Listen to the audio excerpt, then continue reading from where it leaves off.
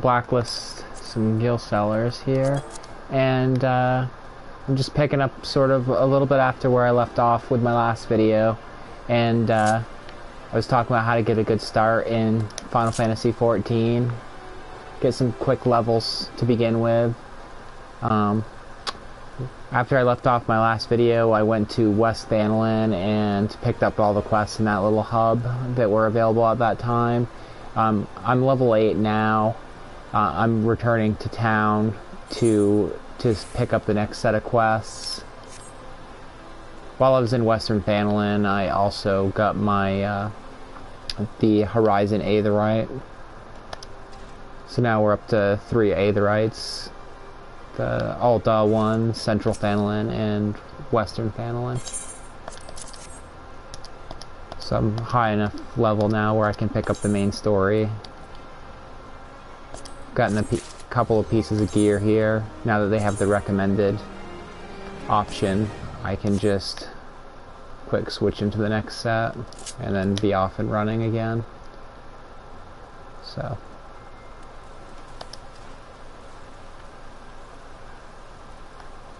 I did not pick up my level 5 Gladiator quest yet, so we're gonna go do that while we're here.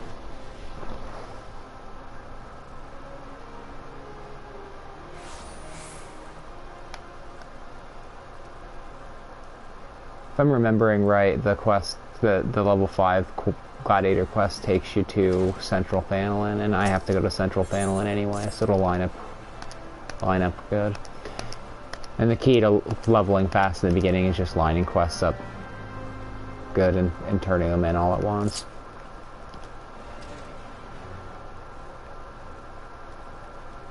Tell the marauders outside the quicksand to face me. Okay, I remember that. So for the emote quest, I'm on PS4. I just like setting it to my hotbar. Makes it easier. I can just go, hey, face me.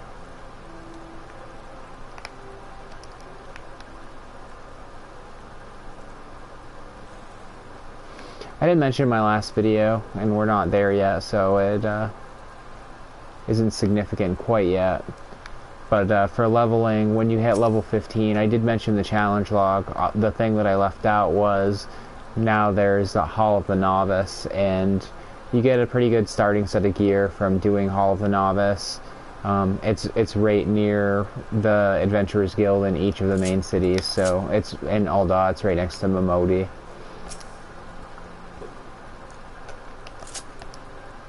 And one of the last pieces of gear you get from the Hall of the Novice is a ring that gives plus EXP, and I think it's plus 3 doll stats instead of your weathered ring plus 1. So.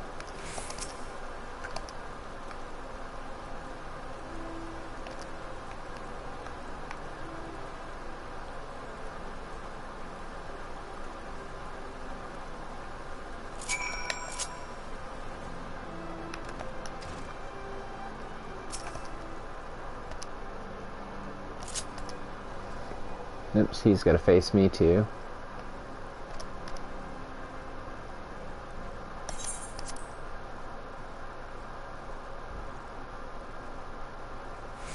Okay. Make sure to get all your side quests in your hub, in each hub. Here's the Smith, he's where you get Hall of the Novice unlocked. You have to have your level 15 guild quest done first. Your Gladiator one will give you shield lob, and you need it for your quest, or they want you to have it for your quest, so that'll be the first thing I do at level 15, is unlocking that and getting the plus EXP ring. The more plus EXP stuff you can stack, the better. Leveling's pretty fast in this game anyway, especially when you have all these quests with your first character. I keep saying character when what I really mean is job. Hopefully you understand.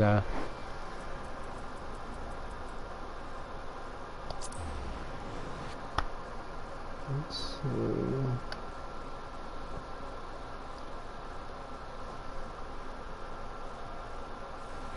So I think I went out the right gate here. I did. Now, in my first video I bought 10 eggs. I'm using now my 3rd egg. There's like about a 30-minute lag in between my last video and this one.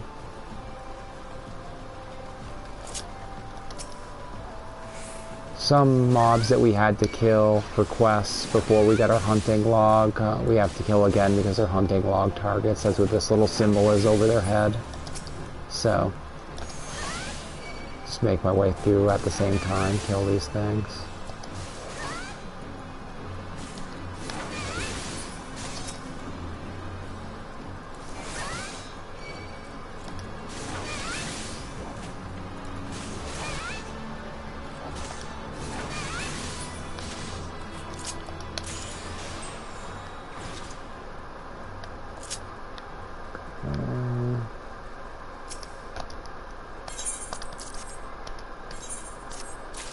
Talk to you.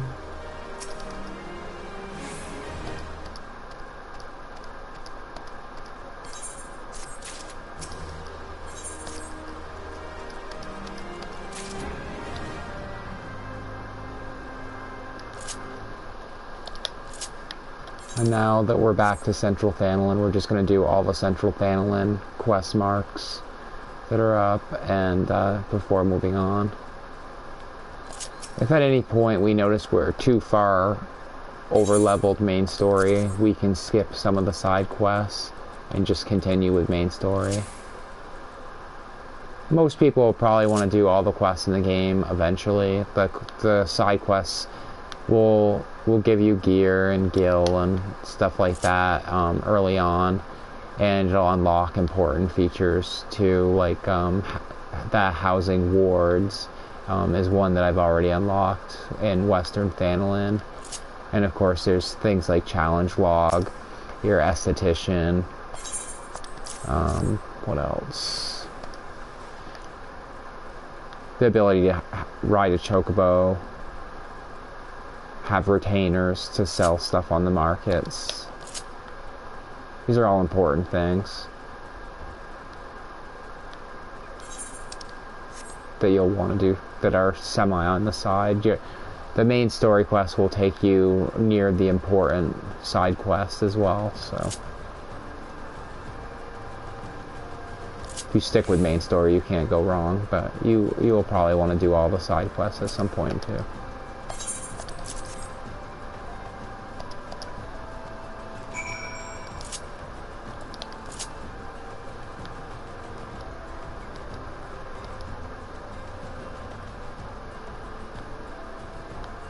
When you start out, you do super heroic things like bringing random people pretzels.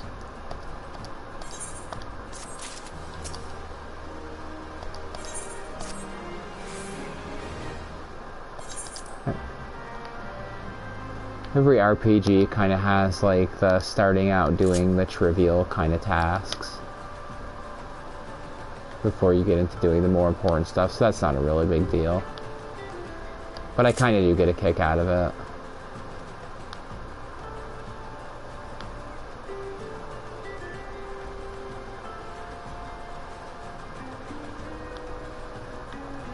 Another potential source of EXP is the mentor system. I have a leaf next to my name indicating I'm a new player. I'm really not, but to the game I am, so. And you get a bonus EXP from doing something with a mentor.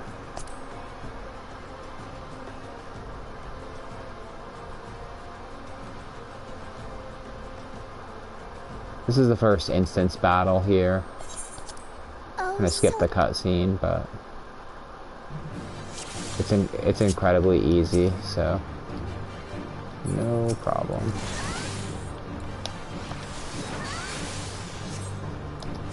Another source of EXP is a free company. A lot of them have Battle EXP up as one of their company buffs. if I wanted to be really self-serving, I could have shouted right from character creation on for an FC. FCs are like really easy to find. They jump at new members. There's some benefits to getting a lot of membership, like where you are on the rankings board, how many company credits you earn. Players without an FC are in pretty high demand, actually, by a lot of FCs, so I probably would have had a ton of offers if I had been shouting for an FC, and a lot of those FCs would have probably had Battle EXP up.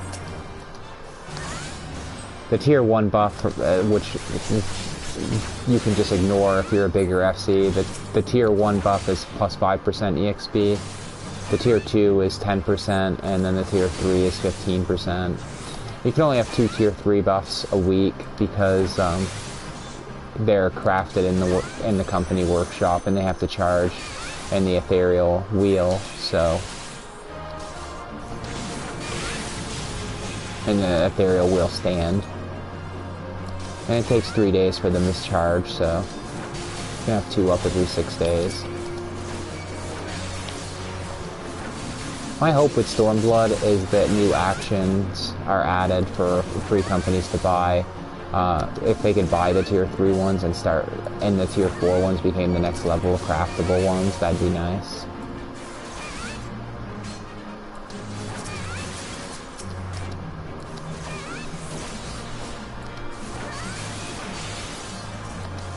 But being as I'm making these videos and everything, I'm not too interested in joining an FC right off. If I do that, then I have to be like, hey, I'm live streaming, and let them know. And people like to be funny and say things over in chat. And I'm doing this on PS4. I really don't know how to edit these yet. So if somebody says something in chat would be inappropriate for a live stream, I'm not really sure how to edit that out.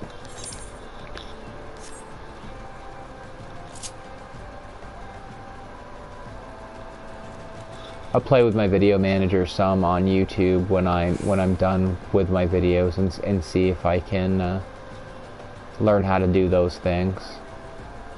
They're important if I'm going to be doing videos regularly. Maybe somebody in the comments can leave me some pointers on that.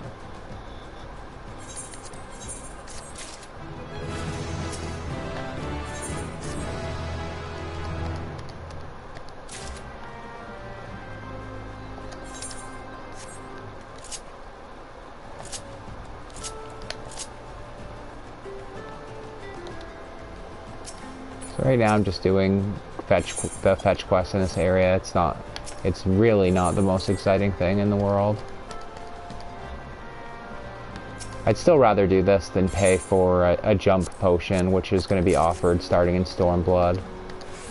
It's going to be like, I believe it's $18, they said, US, and to skip the Realm Reborn quest, and $25 to skip up through the end of Heaven's Word. And then additionally, I think it was $25 to get a jump potion to level 60. So you'll basically be caught up in quests and levels to Heaven's Word at that point. You'll get your Chocobo unlock and all of that too. To me it feels like paying to not play the game, which is like incredibly weird. That's sort of how I feel about buying Gil and buying items as well. You're paying someone to play the game for you. So you pay for the game and then you pay someone else to play it. It's a good deal for somebody, but not you, really, in my opinion. Now I'll admit that when I played, this was years ago, but when I played Diablo 2, I bought some runes. They were really hard to come by. They're like 99 cents on the site, but I had bought some runes. I'd bought a few pieces of gear as well, and it was exciting for like a day, being like, oh, I have all this powerful stuff. But at the end of the day, like, I spent the money, someone else played the game, and I realized only after the fact that it took away from my enjoyment rather than adding to it, so.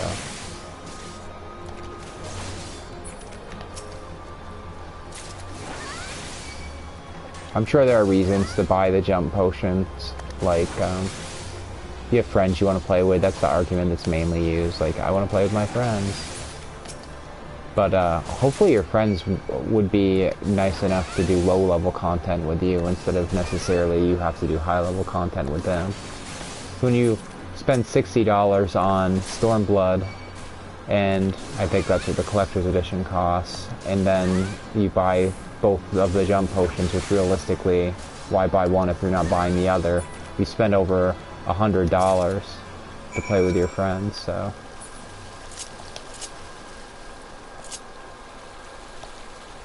And you just miss out on that whole experience.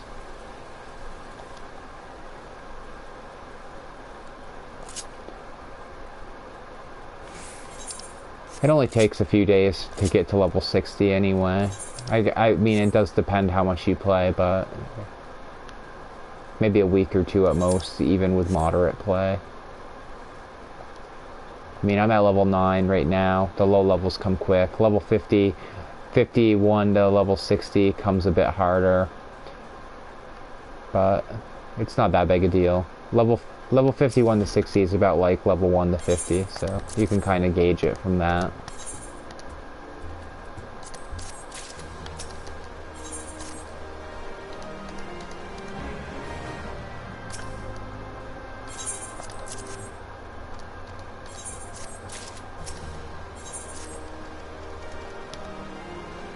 One advantage I have of having played this game so much is knowing where the quests are and where the people that I have to find are and stuff of that nature, knowing the little shortcuts.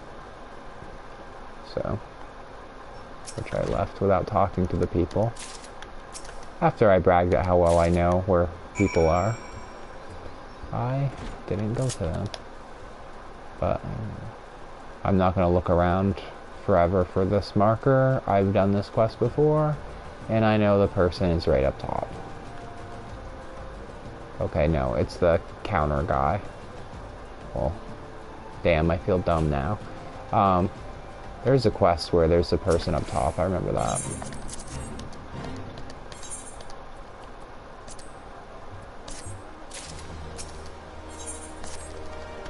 My theory on choosing food over the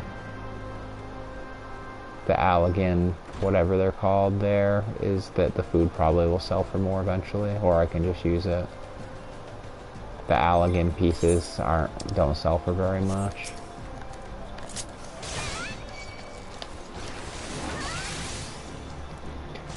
I'm still not at a point, even at level 9, where Rampart's doing very much for me. 10% damage, I just got hit for 6, so like I said, it really doesn't mitigate anything. I think even in the first dungeon that you do, it doesn't mitigate much. Well, there's a trait that ups it to 20% mitigation. I may have it by that point, actually. Yeah, so I'll have that at that point. So, yeah, it's not really useful until level 14 when you get the trait.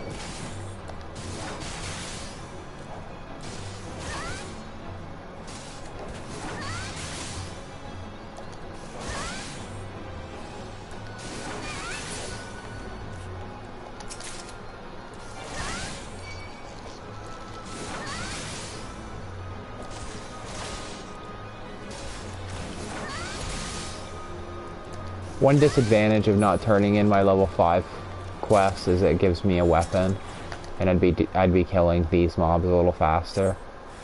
So I don't think it makes enough of a difference for me to detour for it. We'll be going back to Ul'dah soon enough.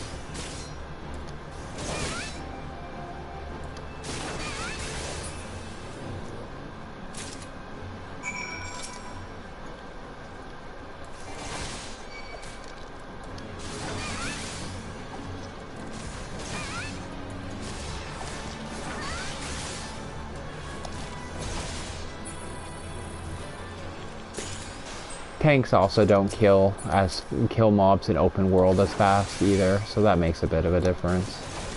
in terms of early leveling. Tanks do level a little bit slower, but it's more than made up for by the fact that tanks get pretty much instantaneous queues in dungeons. So.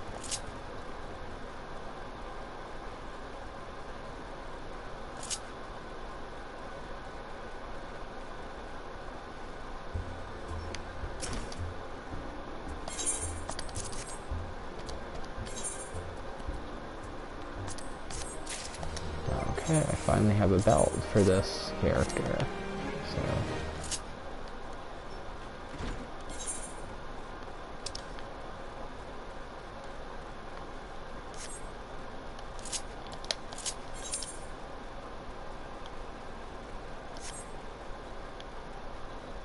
So I suppose it might have been a minute or two faster early on to not get the central Thanalan Aetherite, since this quest series was going to take us even closer to it.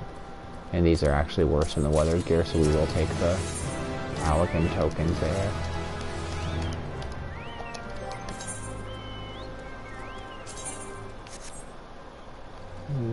Okay, so...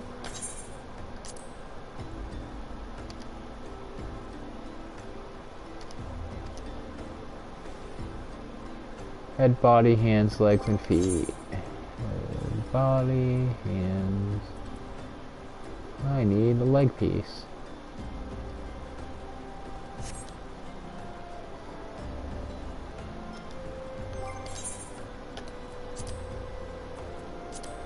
Tanks want all bite. And I'm level 10, so I can unlock Choco Porters now. Also, earlier I said not to do fates or bother with them until you get your challenge log, but that's not 100% accurate, because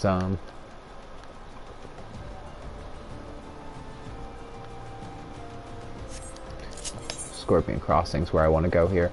So that's not 100% accurate, because there are some fates where you'll get to them in the middle and somebody else will be attacking mobs. And maybe there's a few seconds left or whatever, and you can get a credit just by swinging your weapon a few times. So those fates, it's definitely worth doing.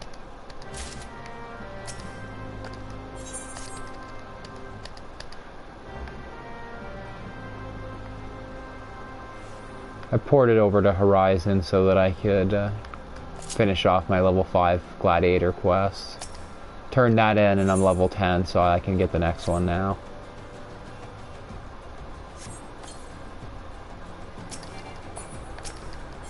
The level 15 one is the main exception to this, at least until you unlock jobs, because when you unlock jobs you get new abilities.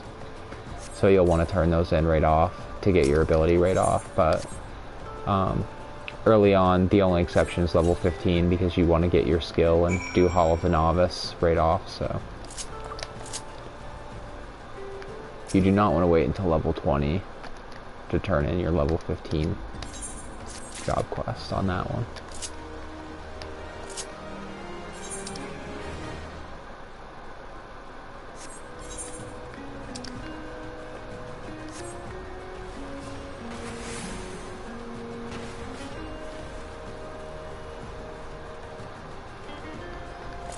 I'm not really doing it in this video, but like there's people that, like this person's getting the snot beat out of them, and I can help them more. I need this as a quest anyway, so. I now have Convalescence.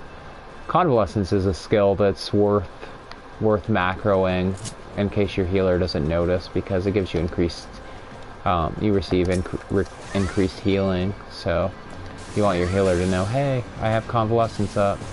Hopefully they pay attention to your buff icons, but a macro can help them be aware that their heals will heal you for more. You can just pop Convalescence when you're hurt quite a bit too, and at least hypothetically the healer should be like, oh, the tank's hurt really bad, so I better start healing them. And then you have Convalescence already up, so. I also put my attack skills, because I use controller, I also put my attack skills on the right shifts, and the reason is when I move with my left joystick, I can attack more easily that way. So I tend to put buffs and defensive cooldowns on the left shifts. That's why you see everything on this side here, Rampart and Convalescence and all of that. It was a habit I got into after I started doing PvP, and it's a pretty good habit for doing PvE as well. People run from you in PvP, so you have to be ready. You have to be able to launch pretty good attacks as they're moving.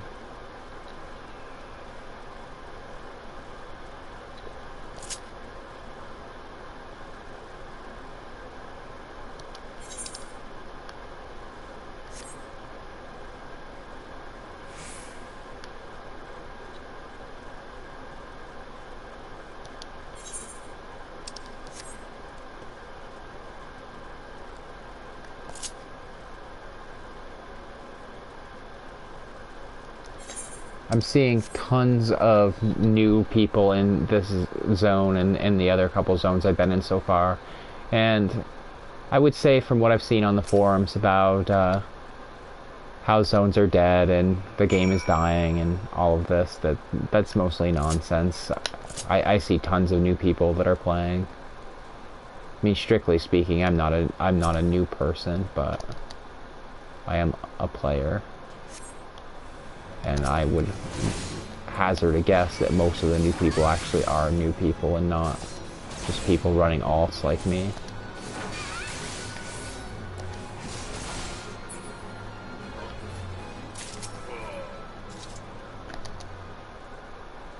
So I'm going to wrap this up in a minute. Basically, my advice is to just keep hitting up the quest hubs early on. At 15, get your challenge log in Hall of the Novice.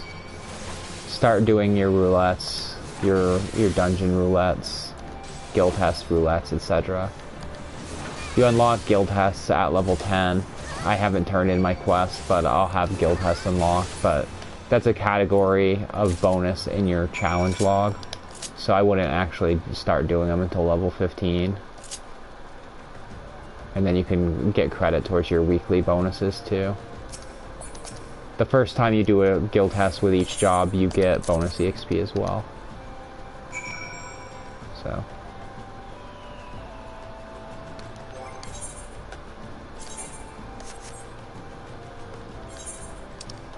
Okay. So. I'm gonna end for now with just going back to the Gladiators Guild and turning this in and getting my weapon, picking up the level 10 quests. I hope this has been informative for starting a character, and I hope it's demonstrated that it doesn't really take long to level.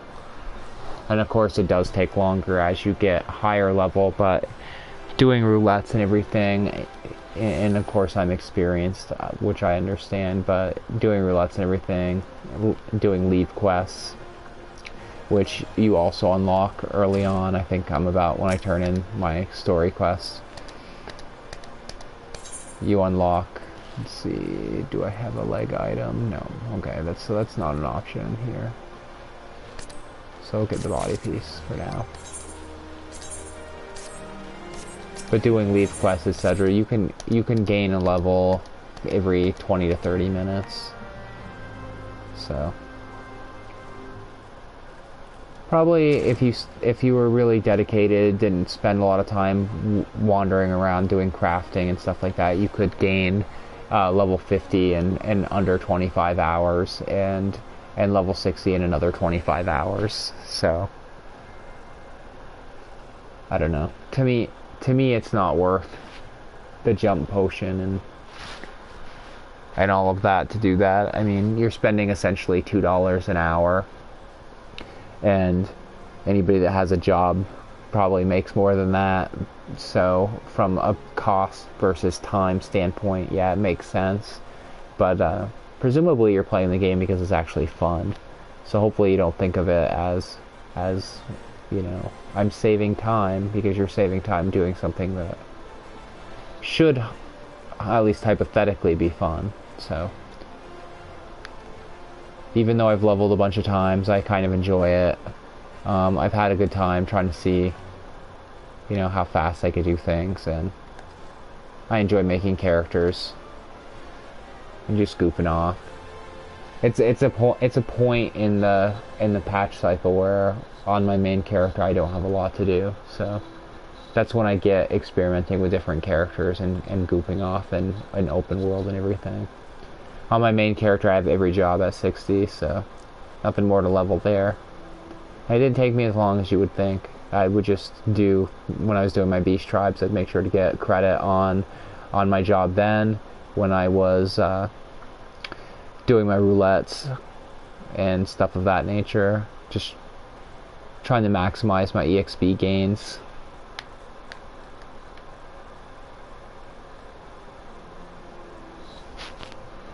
But anyway, that's all for now. So I hope you enjoyed this video as much as the first video. I'm not sure when a good point to pick up would be. I realize watching me do a bunch of fetch quests isn't the most exciting, so maybe there are certain points where it would make sense to jump in and give advice. I'd surely like to do a video of the first dungeon with this character and just show how I run dungeons. It's gonna vary depending on the job. I run a dungeon as a paladin a little different than I do as a dark knight, because flash doesn't do damage.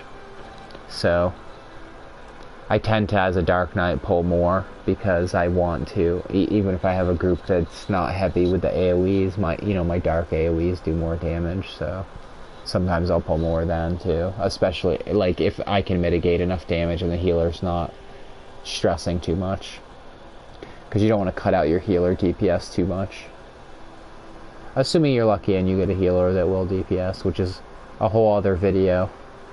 But for now I'm going to sign off, and hope to see you later on. Okay, peace out.